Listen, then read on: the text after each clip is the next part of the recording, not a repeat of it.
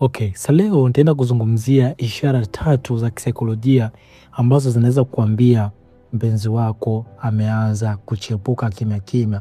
Unajua kwenye issue ya mahusiano tunapitia hali ambayo unakuwa hujui huyu mwenzangu ni mwaminifu au sio mwaminifu.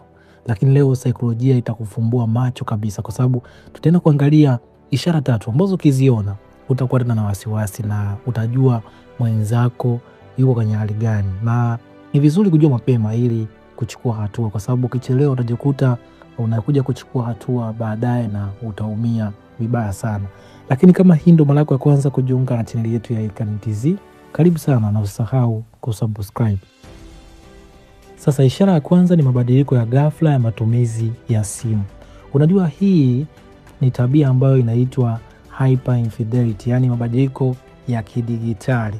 Unajua mara nyingi simu ndio daraja kubwa ambalo mtu anatumia ili kuwasiliana ule mtu ambaye anachepuka. Na hii ni tabia yenye nguvu sana, kwa sababu ukiona hii inaweza kukupa matokeo kwamba huyu mwenza wako ameshaanza kuchepuka na mahusiano mengine nje, kwa sababu simu ndio kifaa muhimu ambacho mtu aga anatumia kuanza kuwasiliana na mtu ambaye ameanzisha naye mahusiano mapya. Sasa kwenye simu kuna vitu ambavyo unaweza kaangalia vikakwambia kwamba huyu mwenzako ameshaanza kutengeneza mahusiano mengine tofauti na wewe. Sasa jambo la kwanza kabisa kwenye simu, huwa tunasema simu haiachwi kama kawaida. Zamani unakuta simu alikuwa anaiacha mezani, sasa hivi akitaka kutoka hata nje anaibeba. Yani haiachi mazingira ambayo wewe unaweza kuipata. Na mara nyingi ili kutofautisha lazima wewe unajua kwamba zamani alikuwa na tabia kuacha, sasa hivi anabeba simu. Hata kama akienda nje, hata kama akipata dharura yote, hawezi kuacha simu yake. Hii wakati tunaita ni hyper vigilance. Yani mtu anakuwa na wasiwasi kwamba anaona kiacha simu pale mezani, unaweza ukagundua au ukaingia meseji ukaiona. Lakini ni mabadiliko ya password, jambo la pili. Sasa hapo ndo unakuta sasa anakuwa anabadilisha password mara kwa mara. Unakuta kuna password labda zamani alikuwa ameweka, sasa hivi ameweka password nyingine, ili lengo usigundue vile vitu ambavyo anavifanya, kwa sababu anajua kwamba ukijua password yake maana yake unaweza kaingia na ukajua siri zake. Kwa hiyo anakuwa anabadilisha password. Na muda mwingine unakuta zamani alikuwa hana hata password, lakini sasa hivi ameanza kuweka password mara kwa mara. Na anakuwa anabadilisha, kama ukijua password fulani anabadilisha, anaweka password nyingine. Lakini jambo la 3 ni tabia za kiufundi. Hizi wakati tunaziita ni privacy tactics. Sasa hizi ni zile tabia ambazo mtu anatumia kuanza kutunza siri zake. Tunaita kama ni tabia za kiufundi za kuchezea simu yake ili kuficha siri zake. Mfano, anaweza kuwa anaficha message. Kwa mfano ukiingia kwenye chatting zake unakuta ni empty, hamna chatting yoyote, au WhatsApp unakuta peupe kabisa. Lengo ili usione kwamba alikuwa na chat na nani. Kwa hiyo ukiingia kwenye inbox ya kawaida ya message unakuta pako peupe, au hata WhatsApp unakuta pako peupe kabisa. Lakini sio uhalisia. Alikuwa na chat na watu lakini amefuta ili usione vile. Lakini hapa kwenye tabia za kifundi anaweza pia akawa anatumia do not disturb. Do not disturb ni mfumo ambao ukiwasha simu ikiwa inaingia haionekani. Kwa mfano mkiwa pamoja anaiwasha ile ili kwa bahati mbaya labda akipigiwa na ule mtu wake ambaye ameanzisha naye mahusiano mapya, ili wewe usione. Na muda mwingine anaweza kuwa mkiwa karibu naye anapunguza kiwango cha simu yake kuonekana kwa juu ili usichungulia au kuona vile anachokifanya. Kwa ni namna tu ya kuficha ili usione siri ambazo anaendelea nazo. Lakini jambo la 4 ni kushuka kwa interaction na wewe. Sasa hapa inakuwaje? Unaweza kukuta mnaongea au mnapiga story na kukuta mwenzako yuko busy na simu, na muda wote unakuta na fly anapoona simu yake vile anavyoitumia. Kwa sababu mara nyingi unakuta labda ametumia message ya mahaba na fly.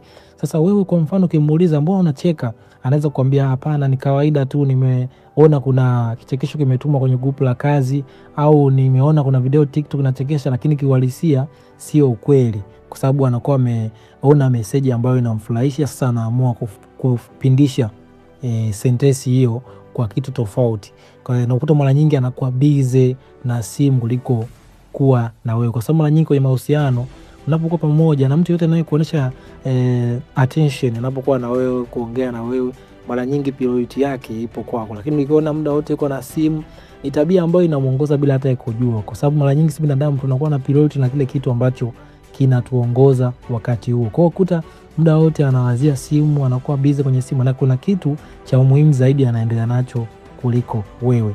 Sasa usimjaji mtu, usikimbilie kumjaji mtu. Na siri zote za saikolojia ambazo huwa nawafundisha, mara nyingi hutakiwi kumjaji mtu.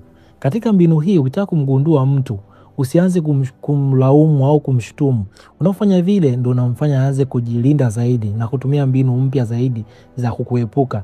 Njia nzuri, unaweza kujaribu kumwambia naomba unisaidie simu yako nimpigie mtu, nimeishiwa dakika, au MB zangu zimeisha, naomba nitumie simu yako mara moja kugoogle kitu, au naomba simu yako mara moja niingie niangalie kitu fulani labda mtandaoni, nataka nisearch kitu fulani nimeona mtandaoni, sasa nimeishiwa MB. Unapofanya vile utaanza kumwona watu wanapobadilika, ile wasiwasi, ile kuchelewa kwa kukupa, ile kuanza kutumia kwanza simu kutengeneza vitu. Kwa hiyo muda huo anaanza kukuta labda anarekebisha baadhi ya kitu ambacho hakijakaa sawa. Hapo sasa unaweza ukanotice kwamba kuna kitu kingine ambacho sio cha kawaida huyu mtu anaendelea nacho, lakini usijaji haraka kabla hujafanya hatua hii. Kwa hiyo jaribu kumwomba simu yake, na hapo ndipo unaweza kugundua kwamba kuna siri yoyote ambayo anaficha kuhusiana na mahusiano yenu. Sasa ishara ya pili ni kupoteza hamu au shauku ya mapenzi.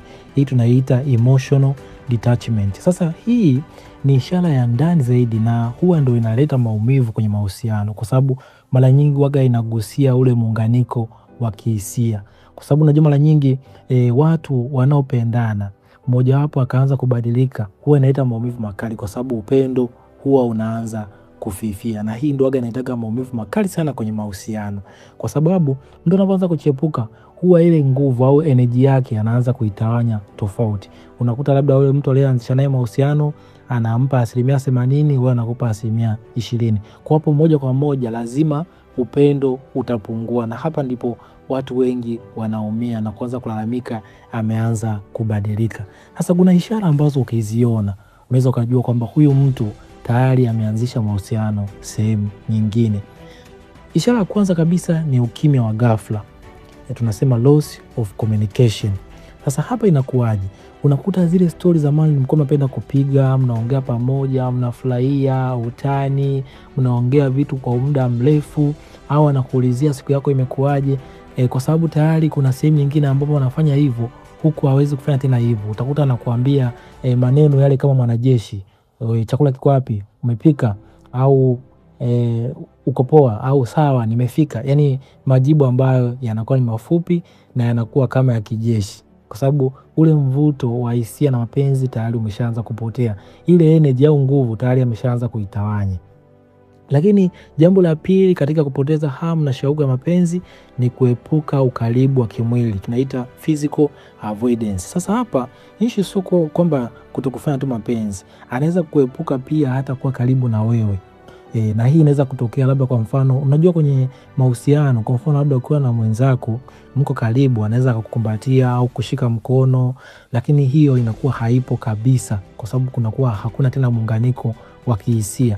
Lakini pia anaweza kuepuka kwa kudanganya kwamba mimi nataka niwahi mapema kulala, ili tu asiwe karibu na wewe, kwa sababu anajua akiwa karibu na wewe kwenye sehemu za faragha mnaweza mkagusana. Kwa hiyo kitu hakipendi. Kwa anaweza kutoa sababu yoyote kwamba nimechoka, ngoja mimi nilale mapema, ili tu msiwe karibu, kwa sababu hakuna tena muunganiko wa kihisia. Hiyo hali anaifanya kwa mtu mwingine. Lakini jambo la tatu ni kutojali maumivu yako na furaha yako.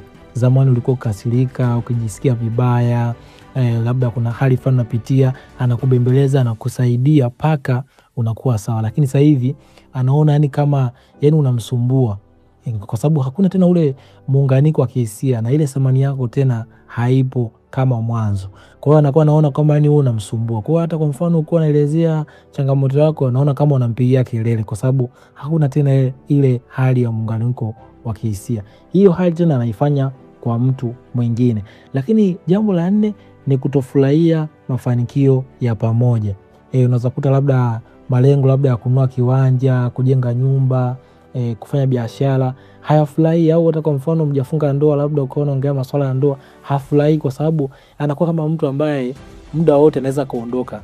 Nadhani ya mahusiano ulishawahi kusikia au labda ushawahi kuexperience, anakuwa hivyo kwamba unakuwa na mtu lakini muda wote anaweza kuondoka. Yani yeye tu yupo na wewe kwa sababu tu ya kusubiri muda, yani hatishiki na kitu chochote, muda wote anaweza akafanya mabadiliko, kwa sababu yeye anakuwa tena hana muunganiko ule wa kihisia, kwa sababu zile energy au nguvu anakuwa amezigawa sehemu tofauti tofauti. Wewe kakupa labda 30, kule kapeleka 70. Kwa kwako anakuwa hana mguso wote wa kihisia. Kwa hiyo unakuta labda mambo ya baadaye hafurahii hata kidogo, yani hachangii au hagusi kuonesha kwamba anafurahia mambo ya baadaye ambayo mtafanikisha pamoja, kwa sababu anakuwa anaona hakuna tena ile hali ya furaha ya kuwa pamoja karibu na wewe na kufurahia. Kwa anakuwa afurahi kabisa ile mipango yenu ya baadaye. Kwa ishara hizi ukiziona zinaweza kukuambia kwamba huyu mtu kapoteza hamu na shauku ya mapenzi ambayo tunaita emotional detachment. Kwa ukiziona tayari unaweza kugundua kwamba huyu mtu ameshaanza kubadilika na huenda kuna mahusiano nje tayari ameshayaanzisha, kwa sababu mara nyingi paka mtu anafanya hivi vitu huwa anakuwa ana mahusiano mengine tayari ameanzisha nje. Sasa ishara ya tatu ni kutafuta sababu za ugomvi, yani defensiveness au gaslighting. Sasa hii ndio ishara ambayo ina nguvu sana, kwa sababu hapa mtu sasa, kwa sababu ameshaanza kuchepuka na anaanza kuona kwamba utaanza kumgundua, kwa anaanza kutafuta sababu za kujilinda ili wewe usiendelee kumfuatilia, au anaanza kutafuta sababu za kuhalalisha kuchepuka kwake. Sasa mara nyingi kwenye saikolojia huwa kuna mbinu ya kisaikolojia inaitwa gaslighting. Ni hali ya mtu kutengenezea mambo ambayo wewe uanze kutilia shaka hisia zako na mawazo yako au kumbukumbu zako. Lakini defensive ni ile hali ya mtu kujilinda. Sasa kuna mambo ambayo mtu anaweza kuyafanya ili akutafutie sababu za ugomvi kwa kujilinda na kukufanyia gaslighting. Jambo la kwanza, anakugeuzia kibao. Kwa mfano unaweza kumuuliza, mbona leo umechelewa? Kujibu, mbona naona nipeleza sana? Kwani mimi ni mtoto? Kama umechoka niambie. Sasa wewe unashangaa, mbona mimi nimemuuliza tu jambo dogo, mbona leo umechelewa? Lakini anakujibu mambo mengi zaidi ambayo yanatengeneza ugomvi. Lengo mgombane ili yeye apate nafasi ya kwenda kwa yule mtu ambaye ameshaanzisha naye mahusiano. Na muda mwingine unaweza kukuta labda umeona meseji, ukamwambia kuna meseji niliona ya mdada, au kama ni mwanaume ya mtu fulani niliona, au kama ni mwanamke ukamwambia ya mdada. So unaona majibu yake yanabadilika, anakuambia wewe naona hivi sana, unatamaa, ili uanze kuona hisia zako ni za uongo. Ndio hiyo gaslighting. Mchezo hatari sana na haufai kumfanyia mtu. Kwa hapo sasa anaanza kugeuzia kibao ili kuhalalisha yale ambayo anayafanya. Lakini jambo la tatu, anaweza kukosoa kwa kila kitu. Sasa unaanza kuona zamani alikuwa asemi, alikuwa anasifia, sasa hivi anakukosoa kuhusu kupika, unavovaa, hata unavoongea, ili tu aanze kuonesha kwamba wewe haumridhishi, ili ajipe sababu za kuhalalisha vile anavyochepuka. Yani anaanza kutengeneza mazingira, kwa sababu ameshaanza kuchepuka. Sasa anaanza kukukosoa ili wewe uone kwamba humridhishi au una thamani ya kuendana na vile anavyotaka, ili yeye apate kibali cha kuhalalisha kile anachokifanya cha kuchepuka. Kwa anaweza kukukosoa vile unavyopika, vile unavyovaa, unavyoongea, kila kitu unachokifanya anakosoa tu, kwa sababu anakutengenezea mazingira wewe uone hautoshei kwa vile anavyotaka, ili kuhalalisha kuchepuka kwake. Lakini jambo la tatu ni mabadiliko ya muonekano.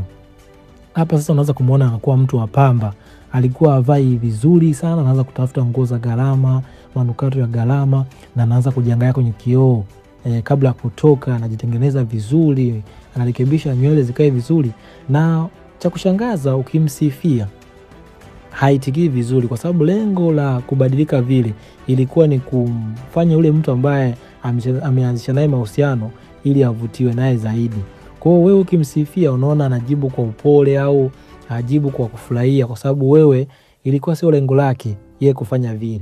Lakini akisifiwa na yule mtu mwingine atafurahia zaidi. Lakini wewe ukimsifia haitikii vizuri, kwa sababu haoni furaha, kwa sababu hakufanya kwa ajili yako.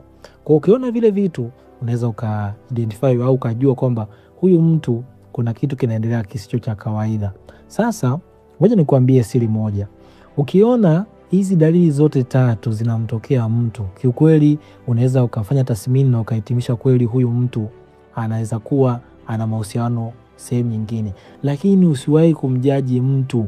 Kama nilivyoelezea kwenye tabia ya mabadiliko ya simu, muda mwingine unaweza kukuta mtu ana msongo wa mawazo, akabadilika kulingana na hali yake inavyokuwa. Sasa wewe ukienda kwa mjaji kwamba ana mahusiano mengine, utakuwa unakosea. Lakini ukiona mtu anajirudia kwenye hizi ishara tatu zote na zinaonekana zote kwake, hapo weka doubt na uanze kufanya tathmini na kufuatilia kwa undani zaidi. Lakini usihitimishe moja kwa moja kwamba kiona anaficha simu au kiona ana mabadiliko ya mavazi, wewe unahitimisha kwamba tayari anakuchiti. Hiyo inakuwa sio kweli. Siri ya saikolojia ni kuunganisha ishara, tunaita cluster, sio ujaji kwa kitu kimoja, na hapo unaweza kupata majibu sahihi. Hebu niambie katika comment, ni ishara gani nyingine ambayo wewe ulishai kuiona kwa mwenzako na ikakupa majibu tofauti kabisa, ambayo yakaja kuonesha kwamba ana mahusiano mengine. Lakini pia unaweza kucomment sehemu ambayo hujaelewa na mimi nitakufanulia vizuri. Asante sana kwa kunisikiliza kuanzia mwanzo mpaka mwisho. Mimi naitwa Elikhan Mtz, the head of the world. Usisahau kulike, kushare na kusubscribe, na kama kuna rafiki yako unaona video hii inaweza kumsaidia na kumuongoa au kumuongoza katika njia sahihi, unaweza kumtumia pia ili naye ajifunze. Asante sana, nikutakie siku njema.